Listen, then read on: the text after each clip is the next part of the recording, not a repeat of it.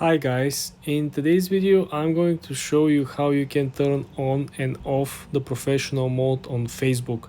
This means that a lot of business functions and advertisements and all these other tools that you see on your Facebook account, if you're not into business, you can simply remove them. Let's launch the Facebook app and let me show you where to look. The first thing that you want to do, you want to click on the lower right corner and go on your original profile. Then you want to hit on your name, so you will launch your original landing page on Facebook.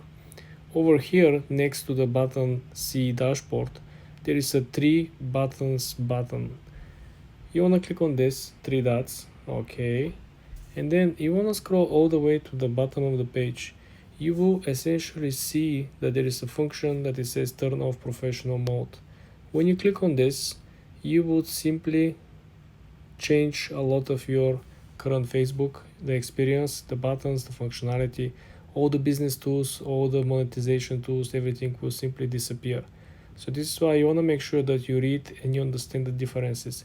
If you want to turn on the professional mode, again, you can, there is no problem with it. Just be aware of the changes. This is how easy it is to turn on and off professional mode on Facebook. For more videos like this, guys, subscribe and come back for more.